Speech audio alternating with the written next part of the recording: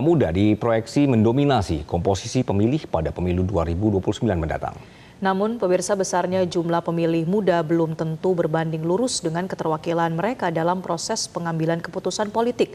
Di tengah tuntutan regenerasi dan meritokrasi di tubuh partai politik, Garda Pemuda Nasdem menggelar kongres kedua untuk menentukan arah organisasi dan menyiapkan generasi pemimpin berikutnya. Lalu bagaimana Garda Pemuda Nasdem memastikan kader muda tidak hanya menjadi penggerak massa tetapi juga mendapat ruang dalam menentukan kebijakan partai? Berikut wawancara khusus kami bersama Ketua Umum Garda Pemuda Nasdem Prananda Suryapalo. Pemirsa, pemuda selalu mengambil peran strategis untuk mengawal bagaimana berjalannya kebijakan publik sekaligus juga berjalannya demokrasi bangsa. Pada pemilu 2029 mendatang, 60% pemilih juga adalah anak muda. Hal inilah ataupun fakta inilah yang memunculkan tantangan bagaimana partisipasi dan juga keterwakilan anak muda pada kancah politik. Namun seperti apa politisi muda menjawab tantangan ini? Kami akan berbincang bersama dengan seorang politisi muda sekaligus Ketua Umum Garda Pemuda Nasdem, Kakak Prananda Suryapalo. Kananda, apa kabar? Baik kabarnya. Syukur alhamdulillah. Walaupun agak demam badan tapi masih oke lah. Not too bad.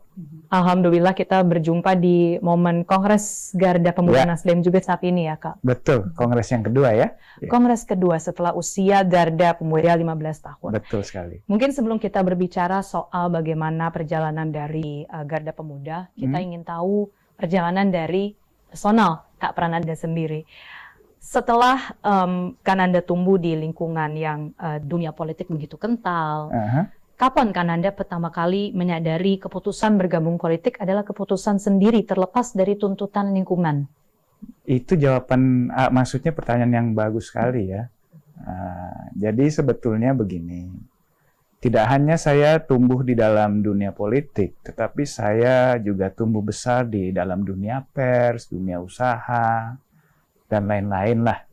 Tetapi memang ketertarikan saya kepada politik itu semenjak SD ya. Waktu ditanya cita-citanya mau jadi apa, saya menjawabnya politikus. Nah, teman-teman ketawa, dikira itu tikus. Nah, habis itu, waktu itu saya kan melihat mungkin karena banyak sosok-sosok seperti Che Guevara, Napoleon yang ada di buku sekolah. Saya kebetulan kan hobi membaca, jadi saya membaca. Nah, tetapi untuk terjun langsung ke dunia politik praktis ya, sebetulnya ini saya juga ingin menggarisbawahi, tidak ada paksaan dari siapapun, dari orang tua maupun keluarga. Karena memang kebetulan waktu itu 2012 akhir, saya baru saja tamat kuliah dari Melbourne, Australia, dan 2013 itu istilahnya ada daftar calon sementara untuk caleg ya. Nah, kebetulan saya sadar kami dari Partai Nasdem juga sebagai partai baru kan mungkin kekurangan caleg ya. Terkhusus juga di daerah-daerah yang mungkin cukup krusial seperti Sumatera Utara. Nah, kebetulan saya berkonsultasi dengan Bapak dan Bapak mendukung itu penuh.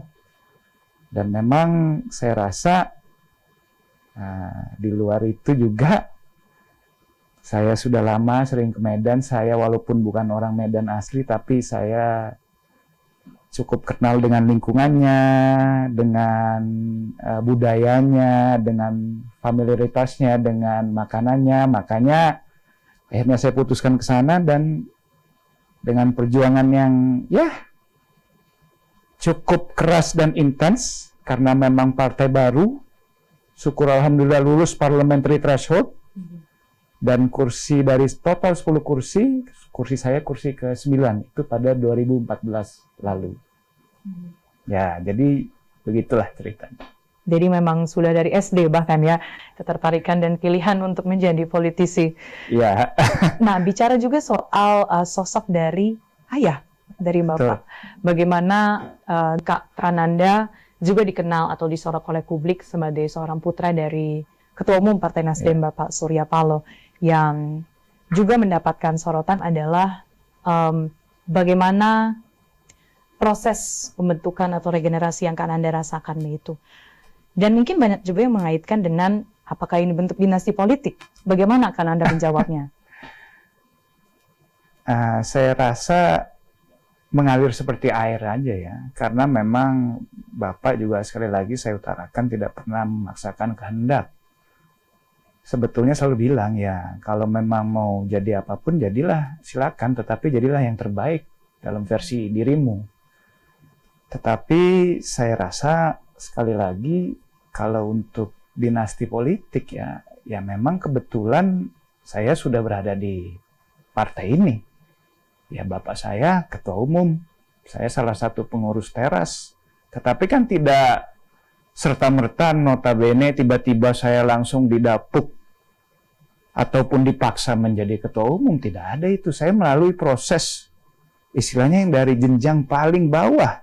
Dari kader 3 mahasiswa, anggota Garda Pemuda Nasdem, ketua umum Garda Pemuda Nasdem, ketua DPP bidang olahraga, baru belakangan ini dipercaya sebagai ketua Badan Pemenangan Pemilu.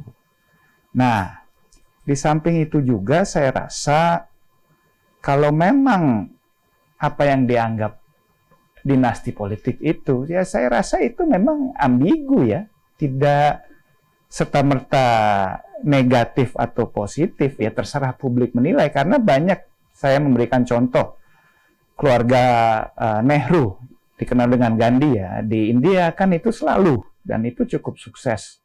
Keluarga Kennedy juga misalnya di Amerika, yang tersohor, itu kan selalu mereka ada saja penerusnya.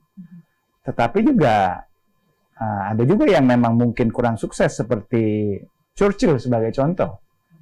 Tetapi itu balik lagi pada persepsi masyarakat dan saya tidak bisa memaksakan public opinion apakah itu positif atau negatif ya silakan menilai. Tetapi saya rasa yang dibangun oleh keluarga besar Partai Nasdem, yang dibangun oleh kami adalah meritokrasi. Siapa yang memang berhak, dia memang pantas mendapat jabatan itu. Jadi, saya utarakan sekali lagi, ya tidak bisa dipungkiri. Ya memang dinasti politik. Ya oke, memang ada, tetapi tidak dominan. Katakanlah mungkin, ya 10-15% di Nasdem ini, 75% meritokrasi dan kerja keras. Dan memang proses regenerasi ini juga terus berjalan. Kita bisa lihat teman-teman baru di dalam posisi-posisi baru yang cukup mumpuni, cukup baik menurut saya. Ya, gitu. Pernah merasa mungkin terganggu kan dengan istilah dinasti politik itu, Pak Nanda? Kalau dengan dinasti politik sih saya tidak terlalu terganggu. Dengan nama besar bapak saya, iya terganggu. Tetapi untung saya mempunyai bapak yang sangat pengertian, sangat bijak, dan sangat sabar, sangat baik. Karena saya juga sadar saya membawa nama keluarga besar yang cukup tersohor di Republik ini ya. Kebetulan juga ada plus minusnya menjadi putra satu-satunya ya. Satu sisi orang pasti menganggap, wah dimanja, enak nih mau apa segalanya. Sebetulnya tidak juga. Kalau saya sih melihat sebagai beban tanggung jawab dan moral saya untuk memperjuangkan dan terus mempertahankan nama baik keluarga. Bukan saja nama baik keluarga, tetapi institusi yang sudah bapak saya bangun seperti Partai Nasdem, keluarga besar Media Group, Yayasan Sukma, dan lain-lain begitu. Tetapi, ya sekali lagi, ya memang mempunyai orang tua yang cukup bijak, baik, termasuk ibu saya juga, tidak pernah mempush apa-apa. Jadi ya, saya rasa itu dengan seiringnya waktu, dengan seiringnya jam terbang, pengalaman, ya insya Allah mudah-mudahan dengan sendirinya saya akan menjadi lebih matang dan lebih baik lah. peran dari ayah berarti memang sangat besar, baik itu memberikan kesempatan atau bahkan menyampaikan gagasan begitu ya Kak. Nah, tapi kalau selain sosok ayah, mungkin siapa yang tokoh politik yang menjadi inspirasi untuk Ananda?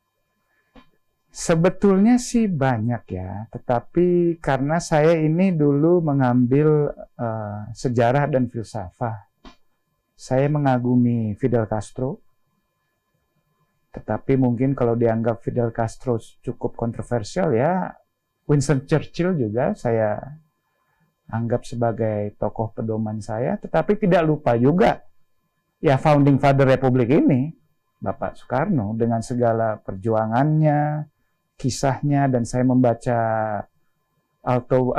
biografinya melalui Cindy Adams, saya rasa itu sangat membuka mata ya.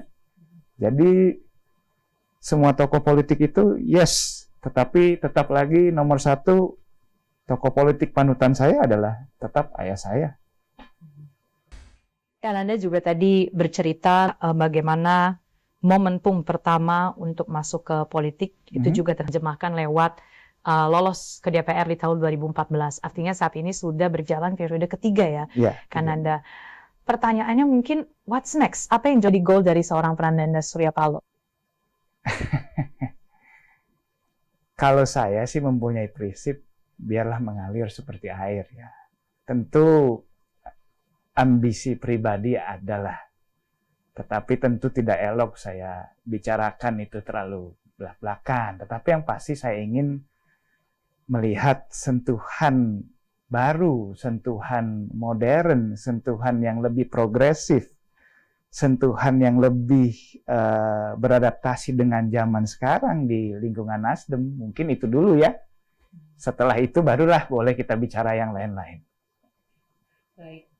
Tadi kita berbicara soal regenerasi dari Kananda secara personal. Sekarang kita melihat regenerasi yang juga berjalan di dalam Garda Pemuda Nasdem, yang mana Kananda memang didapuk sebagai pemimpin dari organisasi sayap partai ini.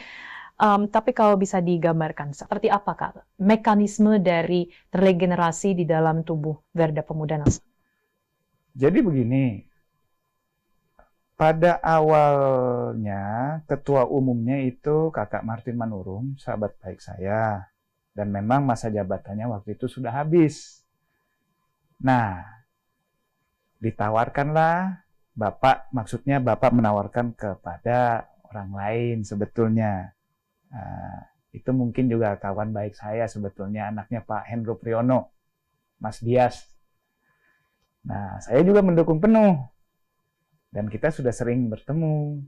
Nah, waktu itu beliau sudah bilang, oke, tetapi mungkin di tengah jalan saya rasa mungkin beliau mendapat panggilan lain ya, untuk mengurus sebagai Ketua Umum PKPI. Jadi mengundurkan diri dari pencalonan Ketua Umum Garda Pemuda Nasdem. Akhirnya teman-teman internal Partai Nasdem menyokong saya ya. Dan ya kebetulan terpilih secara aklamasi. Dan dengan periode yang sekarang ini, saya juga sebetulnya dari tahun lalu di Rapimnas di Yogyakarta bisa dikatakan sudah menyatakan ingin orang yang lain. Tetapi kalau memang teman-teman dan suara aspirasi dari daerah, provinsi, kabupaten, kota menyatakan ingin mendukung saya, ya tidak mungkin juga serta-merta saya tolak begitu saja. Dan saya dari tahun lalu sudah meminta teman-teman, boleh ditanya kepada mereka kalau saya berbohong ini. Coba cari pilihan lain, kandidat lain siapapun. Kita full dukung, tetapi ya mungkin sampai saat ini belum ada. Jadi akhirnya mengerucut ke satu nama lagi ya, saya. Tetapi yang perlu saya garis bawahi, ini adalah masa transformasi saja. Saya juga ingin ke depan ini di bawah kepemimpinan saya berikutnya, kalau sudah resmi menjadi ketua umum lagi, saya ingin benar-benar mempersiapkan kader-kader berikutnya siapa yang benar-benar mampu dan mumpuni untuk memimpin Garda Pemuda Nasdem ke depan. Jadi tidak shock terapi juga begitu loh. Jadi udah dipersiapkan secara matang, sudah paham betul seluk-beluknya apa yang partai inginkan, apa yang anak muda inginkan, apa yang pemilih pemula Nasdem inginkan, dan apa yang kita semua nyaman, begitu loh istilahnya. Ya. Kita juga sering mendengar bahwa Garda Pemuda Nasdem ini menjadi backbone dari partai itu sendiri. Tapi bagaimana menerjemahkannya? Apakah anak-anak muda memang mendapat porsi untuk mengambil keputusan, untuk menentukan arah-arah garis partai ke depannya? Seperti apa, Kang Nanda? Saya rasa itu sanjungan yang cukup baik dari Kang Saan dan teman-teman, tetapi pada realitanya iya, memang betul. Paling tidak dalam setiap keputusan yang cukup penting, paling tidak ya kami, bukan hanya saya saja, dimintain pendapat ya, dimintain masukan, opini, termasuk kadang-kadang Bapak juga memanggil saya secara pribadi, menanyakan bagaimana bagusnya begini begitu. Tetapi yang kalau secara empiris kita bisa melihat dari susunan kepengurusan Dewan Pimpinan Pusat Partai Nasdem ya. Paling tidak itu 15-20 orang diisi oleh orang yang di bawah 45 tahun. Dan juga di kemarin pas daftar calon sementara itu kurang lebih 25%, hampir 28% di bawah 45 tahun. Tetapi yang terpilih kurang lebih ya 15 orang lah, 15 sampai dengan 17 kalau tidak salah. Nah, jadi lumayan ya. Jadi memang dikasih porsi yang besar dan tidak disekat. Nah, yang selalu saya bilang ini kan, yang selalu saya inginkan ini kan, yang senior itu membimbing yang junior, dan yang junior itu menghormati yang senior. Dan inilah yang saya hargai dan apresiasi dari semangat Partai Nasdem itu. Karena Anda sendiri melihat partisipasi dari anak muda ketika berpolitik, baik itu dari Garda Pemuda atau mungkin dari secara umum partai politik di Indonesia, apakah memang sudah mendapatkan peran strategis itu atau mungkin masih perlu dievaluasi karena hanya sebatas menjadi elektoral saja? Itu tergantung penilaian masing-masing ya, tetapi saya rasa memang secara general, secara garis besar memang masih perlu dikasih ruang yang jauh lebih besar.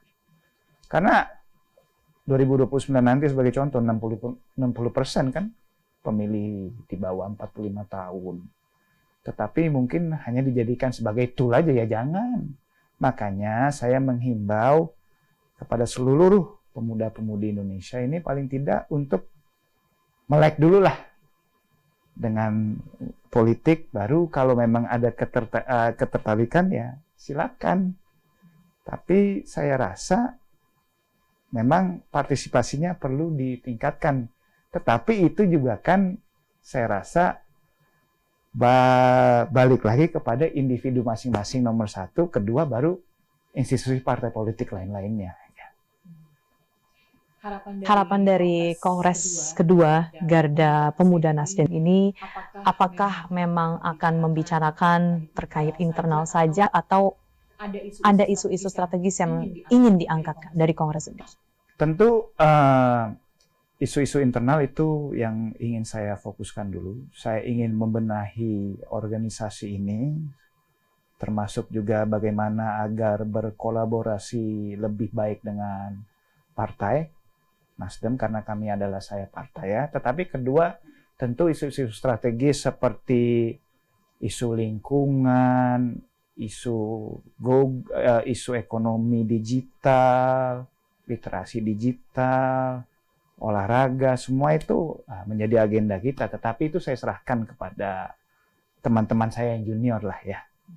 Karena saya di sini ingin menjadi sebagai jembatan antara partai dan Garda Pemuda Nasdem.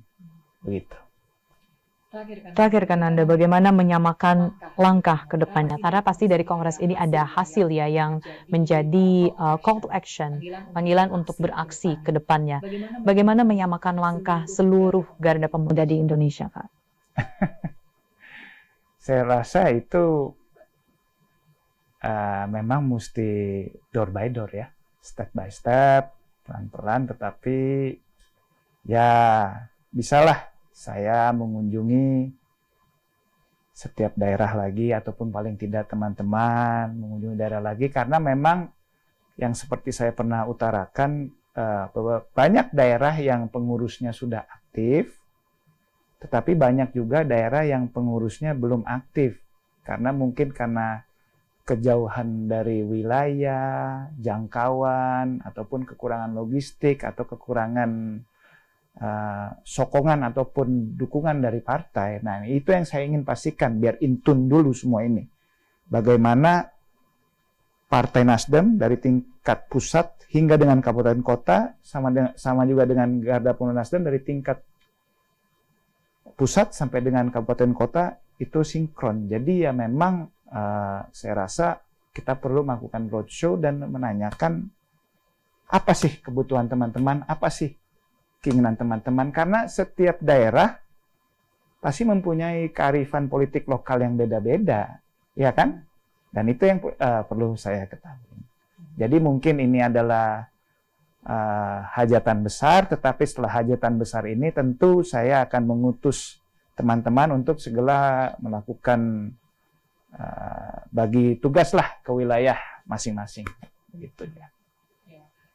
Widhi, Kongres ini memang bukanlah akhir ya Kak, Bukan. tapi justru awal dari menata langkah ke depannya. Terima kasih Terima Kakak kasih. Pananda Surya Paloh, Ketua Umum Garda Pemuda Nasdem, sudah berbincang bersama dengan kami.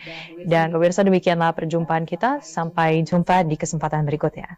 Jelajahi cara baru mendapatkan informasi. Download Metro TV Extend sekarang.